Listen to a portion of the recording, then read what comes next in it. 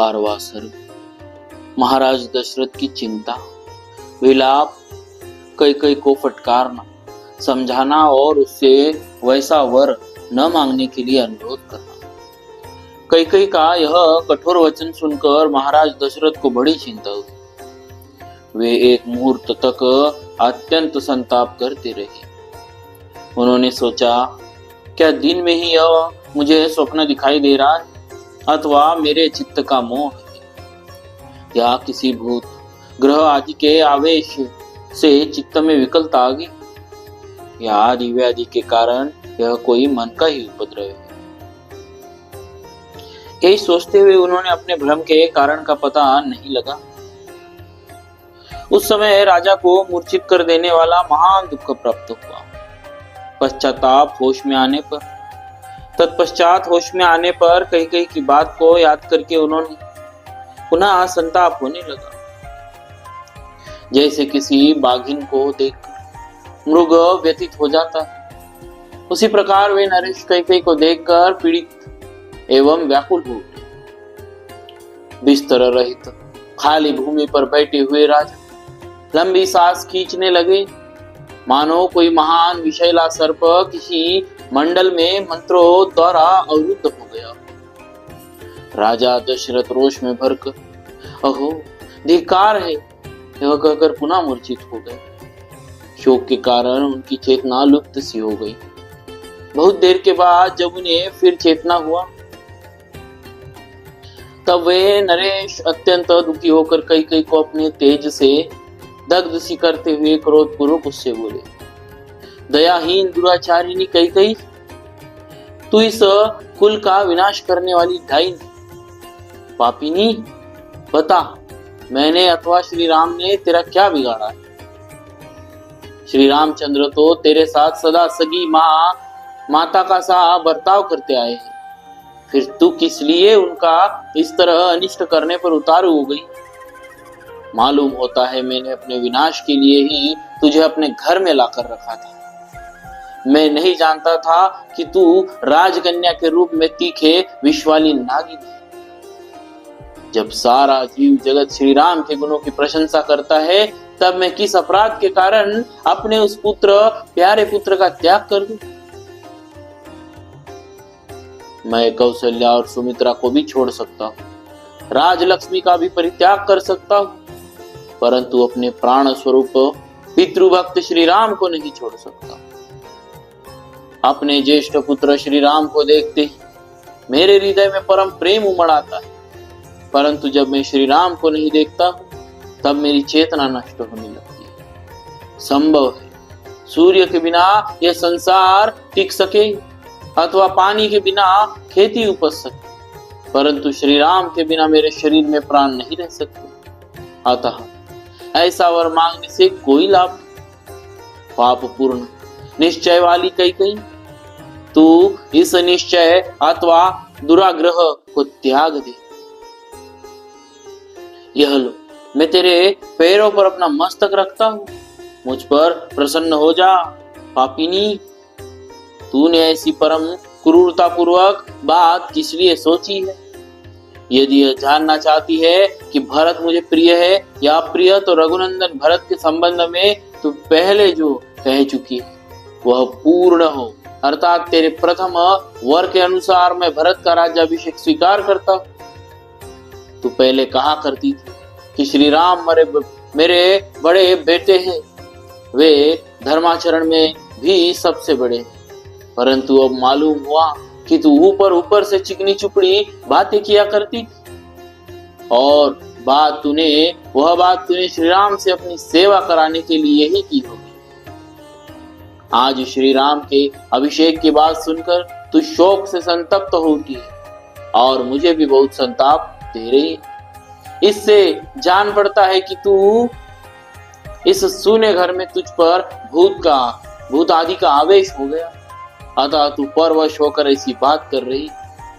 देवी, न्यायशील इक्ष्वाकु वंश में यह बड़ा भारी अन्याय आकर उपस्थित हुआ, जहां तेरी बुद्धि इस प्रकार विकृत हो गई। विशाल लोचने, आज से पहले तूने कभी कोई ऐसा आचरण नहीं किया जो अनुचित अथवा मेरे लिए अप्रिय हो, इसीलिए तेरी आज की बात पर भी मुझे विश्वास नहीं होता। तेरे लिए तो श्री राम भी महात्मा भरत के ही तुल्य है। बाले, तू बहुत बार बातचीत के प्रसंग में स्वयं ही यह बात मुझसे कहती रही।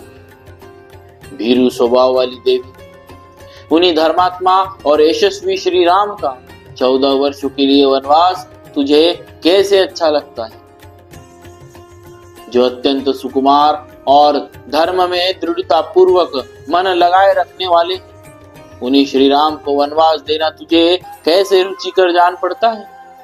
ओहो, तेरा हृदय बड़ा कठोर है। सुंदर नेत्रों वाली कैकेयी, जो सदा तेरी सेवा शुश्रूषा में लगे रहते, उन नयनाभिराम श्री राम को देश निकाला देने की इच्छा तुझे किस लिए हो रही है। मैं देखता हूँ भरत से अधिक श्री राम ही सदा तेरी सेवा करते हैं। भरत उनसे अधिक तेरी सेवा में रहते हो, ऐसा मैंने कभी नहीं देखा। नरश्रेष्ठ श्री राम से बढ़कर दूसरा कौन है जो गुरुजनों की सेवा करने, उन्हें गौरव देने, उनकी बातों को मान्यता देने और उनकी आज्ञा का तुरंत पालन करने में अधिक तत्परता दिखाता हो। मेरे यहाँ कई सहस्त्र स्त्रियां हैं और बहुत से उपजीवी भृत्यजन है, परंतु किसी के मुंह से श्री राम के संबंध में सच्ची या झूठी किसी प्रकार की शिकायत नहीं सुनी जाती।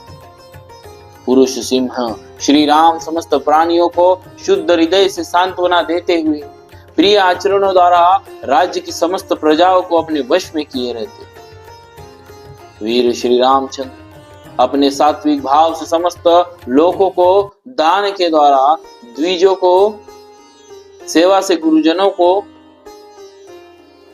और धनुष बाण द्वारा युद्धस्थल में शत्रु सैनिकों को जीत कर अपने अधीन कर लेते।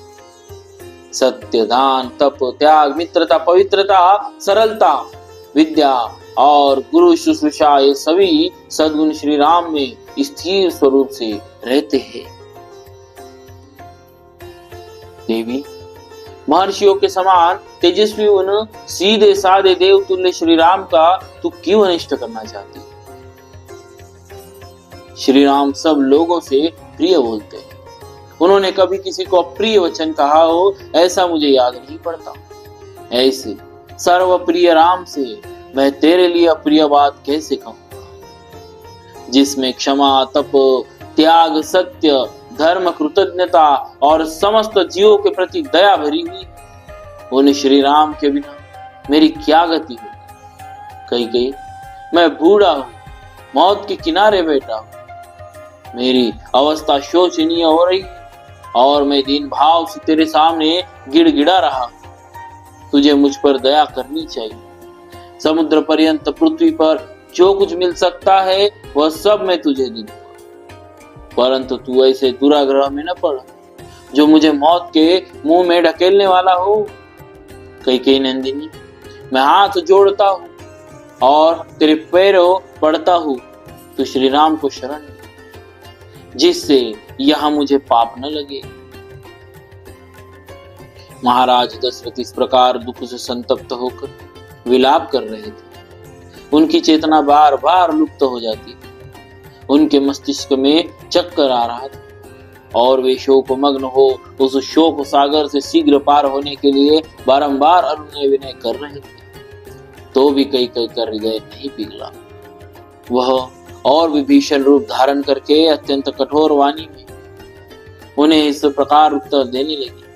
राजन, यदि 2 वरदान देकर आप फिर उनके लिए पश्चाताप करते हैं तो वीर नरेश्वर, इस भूमि मंडल में आप अपनी धार्मिकता का ढिंढोरा कैसे पीट सके?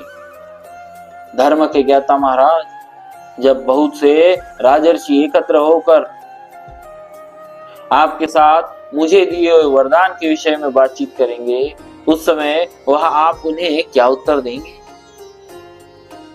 यही कहेंगे ना कि जिसके प्रसाद से मैं जीवित हूं, जिसने बहुत से बड़े संकट से मेरी रक्षा की, उसी कैकेयी को वर देने के लिए की हुई प्रतिज्ञा मैंने झूठी कर दी।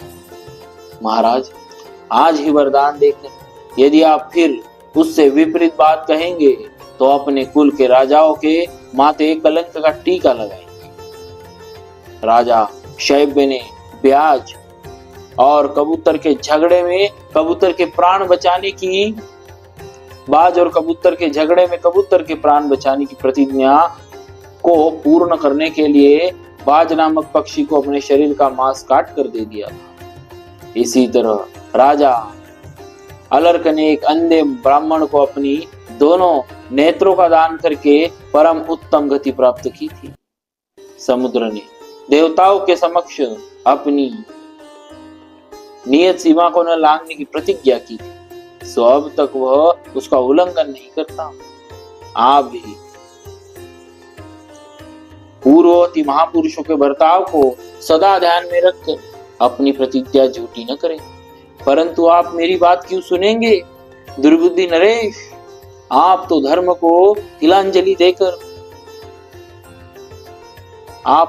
को तिलांजलि देकर श्री राम को राज्य पर अभिषिक्त करके रानी कौशल्या के साथ सदा मौज उड़ाना चाहते हैं। अब धर्म हो या अधर्म, झूठ हो या सच, जिस बात के लिए आपने मुझे प्रतिज्ञा की ली थी उसमें कोई और परिवर्तन नहीं हो सकता। यदि श्री राम का राज्याभिषेक होगा तो मैं आपके सामने आपके देखते देखते आज ही बहुत सा विष पीकर मर जाऊंगा। यदि मैं एक दिन भी राम माता कौशल्या को राजमाता होने के नाते दूसरे लोगों से अपने को हाथ जोड़वाते देख लूंगी तो उस समय में अपने लिए मर जाना ही अच्छी समझो। नरेश्वर, मैं आपके सामने अपनी और भरत की शपथ खाकर कहती हूँ कि श्री राम को इस देश से निकाल देने के सिवा दूसरे किसी वर से मुझे संतोष नहीं होता। इतना कहकर कई चुप हो गई। राजा बहुत रोए गिड़गिड़ाए, किंतु उसने उनकी किसी बात का जवाब नहीं दिया। श्री राम का वनवास और भरत का राज्याभिषेक, कई के मुख से यह परम अमंगलकारी वचन सुनकर राजा की सारी इंद्रियां व्याकुल। वे एक मुहूर्त तक कई से कुछ न बोले। उस अप्रिय वचन बोलने वाली प्यारी रानी और केवल एकटक दृष्टि से देखते रहे।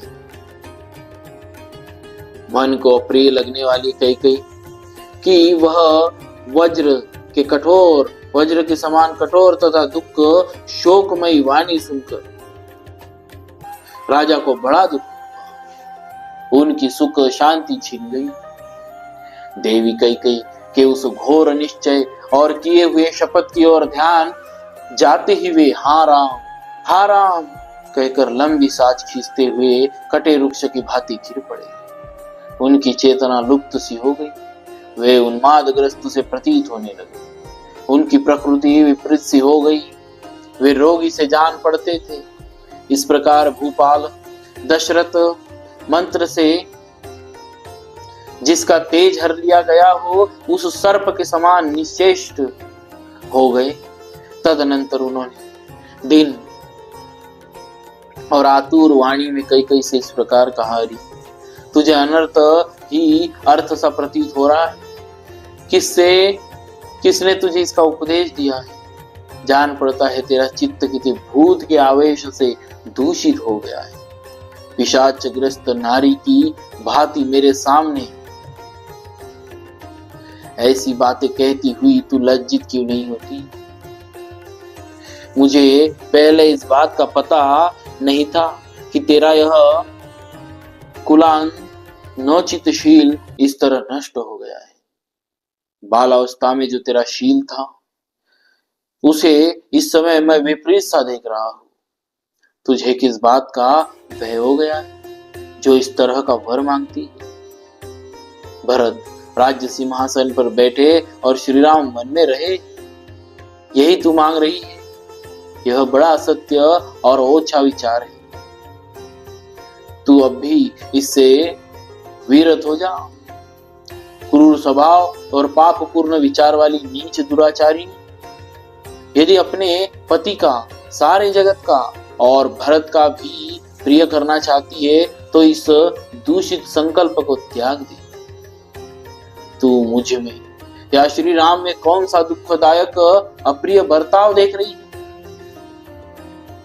कि ऐसा नीच कर्म करने पर उतारू हो गई? श्री राम के बिना भरत किसी तरह राज्य लेना स्वीकार नहीं करेंगे। बोलिए श्री सीताराम जी महाराज की जय।